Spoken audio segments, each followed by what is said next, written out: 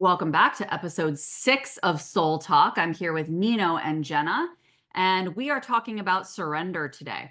I want to start us off by talking about something that is very present in the field right now, this concept of duality, which really exists within this dissonance that's coming up in people's fields, whether this is within a societal political realm or whether this is coming up within their relationships or within their job or where they want to go. It's feeling like this. Do I go this way or that way?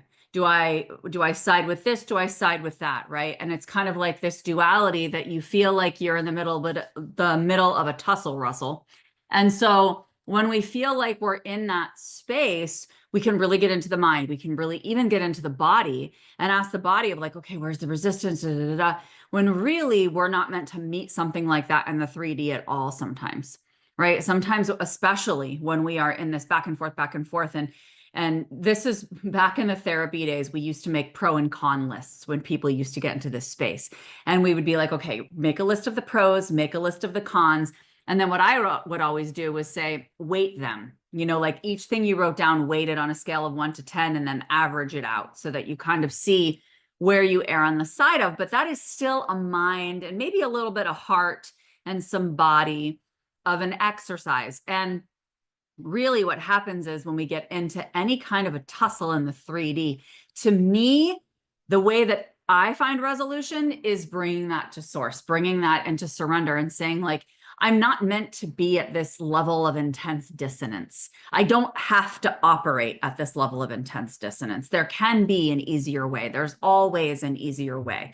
And so it's what am I being invited to surrender to? Where am I being invited to soften? Because I consider softening to be a big piece of surrender as well. And really bring this into divine space and just be in presence with this in divine space to allow this to soften and kind of clarify as energies instead of kind of joining the battle with my mind and body and trying to tease it out with as this like extra knight in shining armor who's coming in to get involved on the battleground. You know what I'm saying? Instead, I think that it's better to just kind of like rest back and not get involved in it and instead just allow it to be seen and witnessed. So what are your thoughts on this? What was coming forward for me while you were talking was that the most pure form of service that we can provide to ourselves and to others is surrender, because it's just surrendering to being used by the divine, right?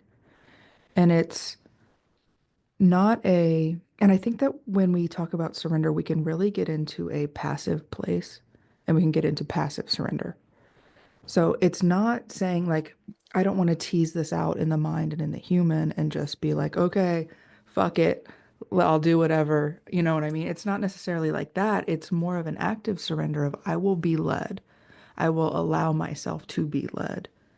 And I will act on that, what I'm being given and where I'm being pulled, right? And it's the surrender in that and not, it's surrender in resistance as well.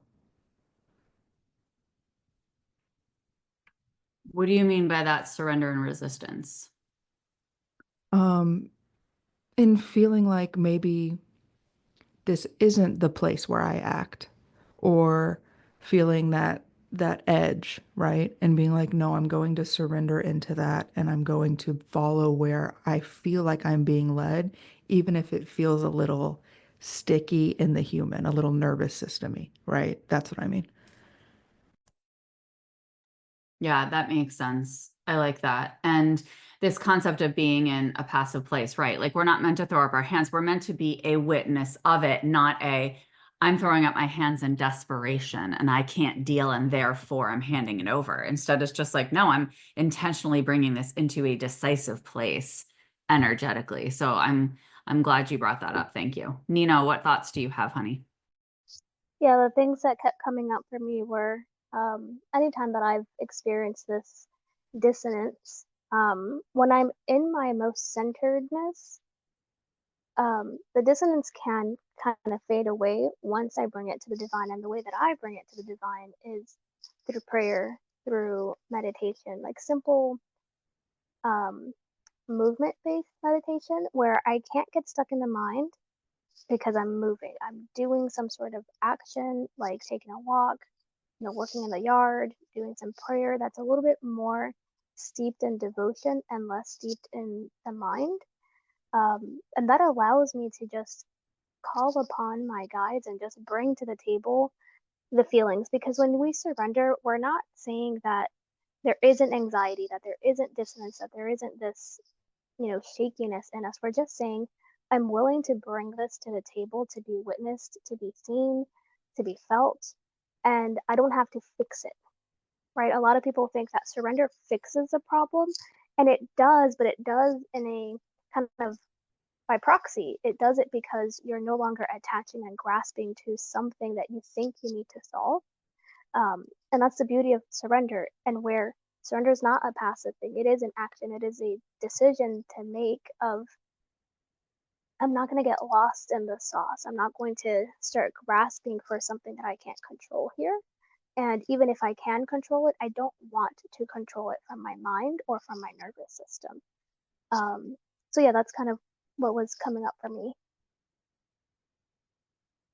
I like that you brought up the dichotomy with it around control, because I think that's a really big piece, right? Is this concept of, so if you're not in surrender, are you in control? I mean, not really. It's a spectrum, right? It's a spectrum. I think we're always unfolding in our embodiment of surrender. And I think that there's some areas that we are meant to be more actively decisive and engaged with the mind. And there's some areas where we are not. I think particularly when it comes to dissonance, I love how you were talking about, it doesn't mean that it's not there. It doesn't mean we're not acknowledging it. But what comes up for me there is this surrender to the fact that we are of service, and that, even if it is dissonance that's coming up and is present and I'm allowing that to be there and I'm witnessing it, I'm also not personalizing it. Like you talked about that less attachment piece, that allows the control to release a little bit, and you're not attached to having it be fixed. Like, okay, well, if I surrender this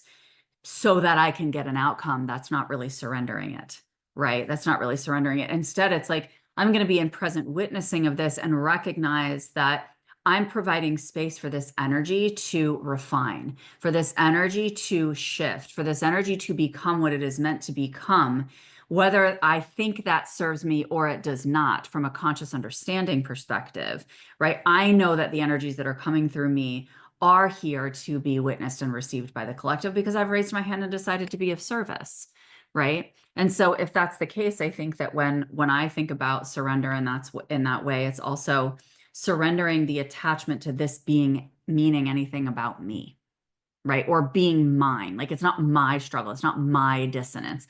It just is the presence of an energy in my field. So what's coming up for you, Jenna? I was thinking about the aspect of control in that.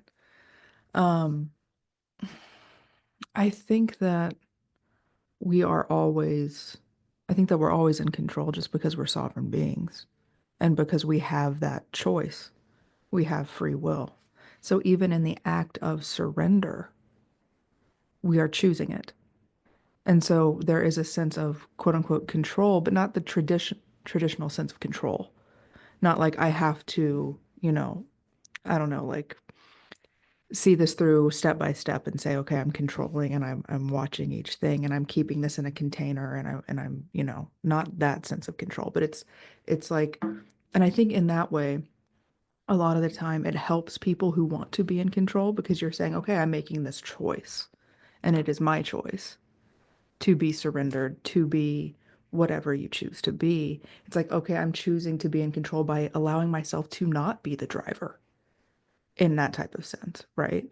So it allows you to have that sense of like, I don't know if it's like nervous system stability or what, but it's this sense of calm and knowing that this is your active choice. When I was listening to Jenna talk about control and like the traditional sense of control versus this more sovereign choosing free will choice, I kind of started thinking like the way that we perceive control right now, or the way that we try to manage, control. For us, it's more like a manipulation. We're trying to manipulate still an outcome, which is a different type of control than free will and free choice. So control and choice here are really the differentiator, right? How we define control here. Because we can have things that kind of assist us throughout the day that makes us feel a little bit more um, in our choice by setting up routines, by saying, okay, when I feel this way, this is what I'm going to do, rather than letting it be a willy-nilly free-for-all of, I'm just going to be taken by my emotions and by all of these thoughts that I can't kind of filter, right? Because we try to control thoughts, and I don't think it's a bad thing to control thoughts in a way that allow you to function, but it's more of a filtration than a I need to grasp these thoughts and like maintain the reins on these in such a way that I don't leave room for fluidity and room for movement and kind of dissipation and dissolving of that anxiety. So in that case, how it comes back to surrender. Surrender is that moment of, instead of grasping on this and tightening on this, I'm going to just loosen the grip enough for it to be able to move through, enough for the energy to just do what it needs to do, so that way now I can come back in a state of centeredness and a state of calmness and a state of clarity. Because really what we're seeking is clarity.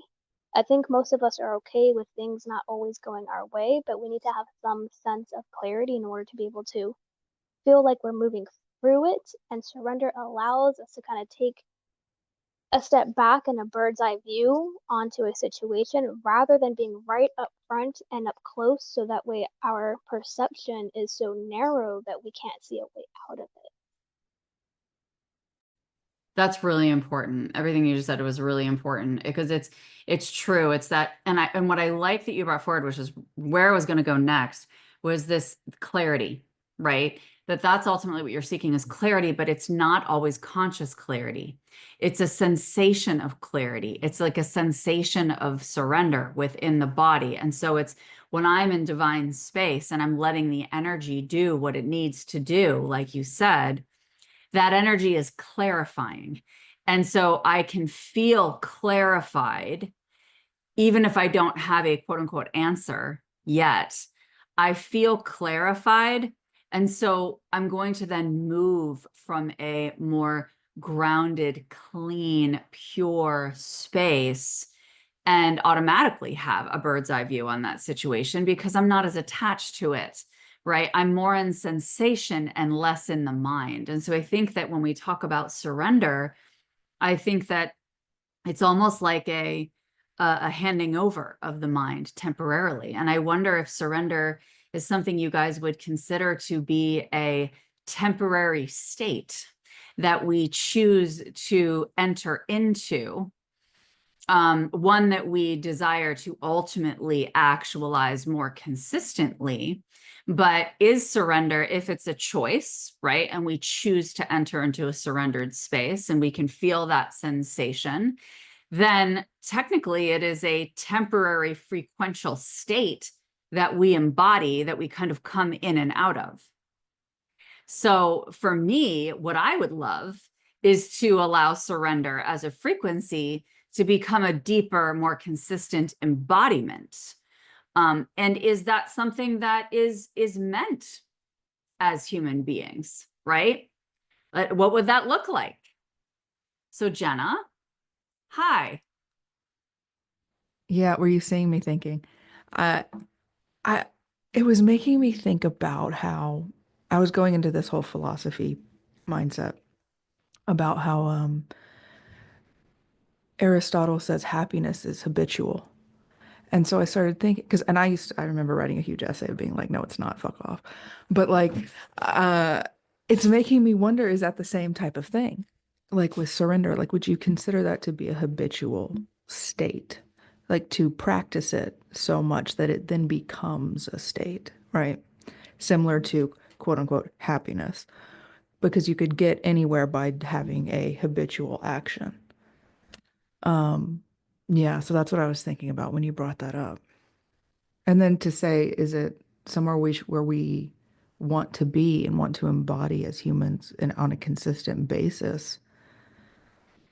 I would say yes and no, mainly because you want to have that the freedom of fluctuation, of being in a frequential space, of how much can you, I don't know, I wanted to talk about being a driver in surrender. Because if you're entirely surrendered, how much of your soul action remains in surrender? How much of your soul desire do you then, but I guess that's the difference in the passive and the active surrender, right? I see your face. What are you going to say to me? No, I'm just thinking, I have so many thoughts. I'm very aware. I I feel like, isn't there duality within surrender? Absolutely. Because it's a frequency. So like I can be in the Hmm. frequency of happiness and also be in pain. So it's like I can be in the frequency of surrender at the same time that I'm present with the current unfolding in the 3D. Yes. So I think that's probably what I'm getting at there is that you don't want to just see it as a consistent one note state, right? You want to be able to fluctuate in and out between everything else. And I think that's where my mind just got jumbled in trying to verbalize that. Yeah, and I think it's also like bringing the little energetic fractals and nuggets of surrender into other moments, right? Like if you picture it all as like a graph where you have like, what do they call it? The one with all the dots on it, a scatter graph. Scatter plot. Yeah. Thank you, scatter plot. I knew plot was in there. Thank you. So a scatter plot. So like you see all these scatter plots and it's like, okay, I'm going to bring this scatter plot on top of this scatter plot. You know what I'm saying? And it's like, I can have the surrender scatters on top of the dissonance scatters on top of the. And so I think it's just bringing elements of it into that. That's what it's feeling like to me. Nino, what you got? Yeah, so I definitely do think that phases of surrender are something to be embodied. And I call these more phases because I think the natural cycle of the human being is to get clarity on something, move towards it, have some dissonance, and then need to re-clarify, right? So there's a point in that cycle where things aren't going where we want them to go, or things are shifting, our desires shift, the frequency of what we're creating shifts. And that's where, as humans, we kind of get stuck in, but this is what I was going after. And when it doesn't look like that, we start to kind of get wobbly and shaky of, am I even doing this right?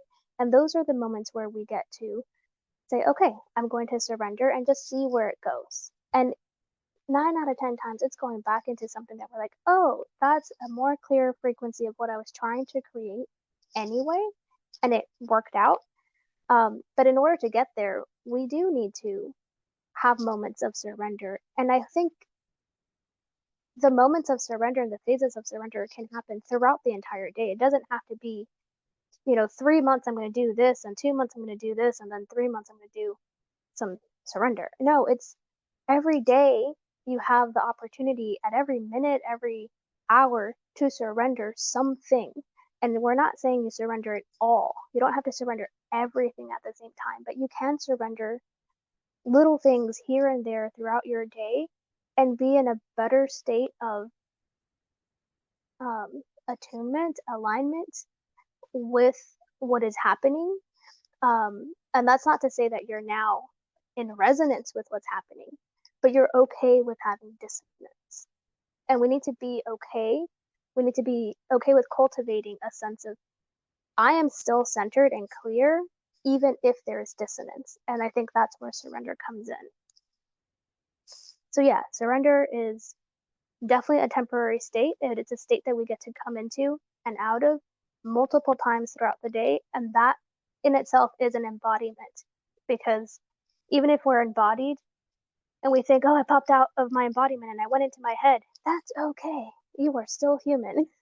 Like, we are allowed to be human, and we don't have to be this in this divine, kind of, whoa, I'm doing everything perfectly all the time. Embodiment is, I am human and I'm divine, and I get to be in dissonance and resonance and surrender all at the same time. Yeah, that's a really beautiful way of putting it. And I think that it feels like that overlay of the scatter plots I was talking about, because the other piece is, even if you are in that space where you've kind of slipped back into the mind, you're still in that embodiment because you're still open, you're still connected to the divine, and those little scatter plot dots are still there for you. And so if you are being invited into something, into a space of surrender in that moment, you're going to feel that, you're going to receive that, because your embodiment is there. And so when I was saying, like, I would love to embody this more consistently, it's just being more in tune, that attunement piece you were talking about, Nino, just being even more in tune, refining that attunement by simply being in relationship with the divine, and knowing that for me, when I get into a state, that's the place that I go, right, is into space with the divine. And knowing that the invitation will arrive there. The invitation will arrive there. And sometimes that's going to be surrender, and sometimes that's going to be, nope, I'm moving, right? Because I already know and I already have the clarity. So I also like that you brought up that concept of clarifying dissonance, re-clarifying. And that re-clarification can be instant. It doesn't have to always be a return to the divine for that, because again, we're always in tune. It's once we've, decided to make this a devotional practice for ourselves.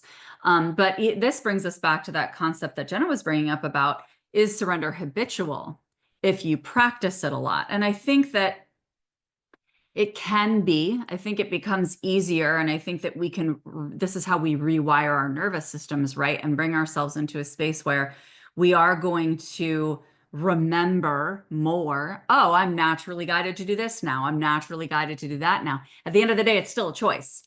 It can be habitual, but it's still a choice. Just like habits are choices too. But I think sometimes habits can come from a dissociative space. Sometimes our habits can come from such like an autopilot space that we're not conscious and in refinement of them. And I think with this, there's more discernment there, and there's more intentional choice and sacred decision. And I think that's what really brings surrender forward for me, is this concept of sacred decision. Um, um, yeah, that's what I'm going to go with. What are you feeling, Jenna? Something just happened to you. I just really liked Sacred Decision. That was hot. I really liked that. But also I was just thinking like about clarity. I was thinking, when we don't have, or we feel like we don't have clarity on anything at all, we can just say have clarity in surrendering. Like there's just clarity in saying I'm surrendering, and that is clear. Like, I don't care what comes of that. Like, there obviously, more clarity will arrive in a certain like container that you have. But there is clarity in just simply surrendering and saying, this is what I'm doing right now, and this is clear to me. I think you're automatically clarifying your field and your awareness in that way, because what you're saying is, I'm not necessarily taking ownership of this, right? I'm not necessarily taking ownership, but I'm surrendering that, surrendering this to higher awareness, right? I'm not just taking control within my mind and body and like being like, okay, I'm the one who has to fix this or do something with this or know this. Yeah, because I feel like surrender doesn't have a container at all. I feel like that's a containerless space because anything can arrive within it. You're not boxing yourself in. I You saw the unmuted question on me your because you face. saw my face. um, I don't disagree that surrender doesn't have a container, but I do think that surrender gives us a frame. It gives us the scaffolding of being held where neither mind nor nervous system can help us, right? Because surrender is the divine. It is the unknown known of being held. And when you are in surrender, like if there was one person in your family or your friendship group that you can go to and run and just be like, I can load off on this person and know that they're still going to accept me and that they're going to tell me everything's going to be okay. That's kind of like your frame of containment, but you're surrendering everything that's bubbling up, right? And so when we're talking about surrendering to the divine, surrendering to the sacred, the surrender itself is a frame. While it's not containered, so it's not a box thing, but it is a frame of like the entire universe is holding you at this moment. And because you know that you have this, even if you don't know it consciously, you're like your DNA, your soul knows, oh, that's right. There is a bigger frame here that I can lean on even when the psyche is confused because the 3D isn't showing me a container. That's exactly it right there. Is it feels like a frame. It feels like a container because you are held within it and it is a reliable structure to lean upon. Yet in reality, there are no edges to it. So both are correct, right? Because technically, yeah, like you said, surrender is divine, right? And the divine is infinite. There are no edges to it, but it does feel, you do feel held. You feel contained. You feel like there's a scaffolding and a structure there for you because there is. There absolutely is. And it feels that way in the human. And I think that is purposeful because we do desire to feel that, like you said, if you're going to a friend and you're unloading or something, you know what I mean? Like you want to feel held. It's like that co-regulation with the divine. So yeah, I do tangibly feel that co-regulation with the divine, as well as knowing that, like Jenna said, anything and everything can arrive in this space and it can go anywhere, right? Yeah, so this is really cool. Is there anything else that you guys want to bring forward around surrender that you feel is like needed to wrap this up for today that's coming forward for you? The only thing I wanted to add, Laura, is from when you were saying earlier that you get to decide whether you're surrendering or moving. And I think some of the thing that came up at that point was movement is also surrender. Because you don't have to make a decision on where your movement is leading you, but you can make a decision of, I don't know what I'm doing, but I'm going to move anyway. And that itself is surrender. So there's a duality in that too. Don't wait for absolute clarity if you have none, because the movement will bring you to clarity. Yeah, I love that. And it's funny that you brought that up because I was thinking about it earlier too. And I was like, let's go into a whole nother episode right now about divine timing and decision making because that's a whole different tangent. Jenna, do you have anything else you want to add, love? No? Okay. This feels really beautiful. And I would love to know in the comments what really pinged your field today, what came forward that really gave you a point to be present with and to find your truth within.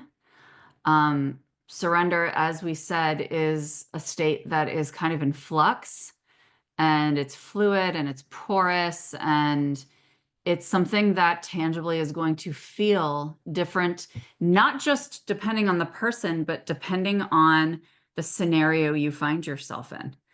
The surrender is going to feel different, and there's going to be different layers and levels of surrender, depending on where you're surrendering or what you're surrendering. And so it's presence with that and allowing the divine to inform you in those situations is what is going to drive your actions. Like Nino said, your next choices, your sensation, your presence with yourself, and your attunement as well, and continued loyalty to coming back to this path. So thank you for being here. Thank you, ladies, and we'll see you very soon. Bye for now.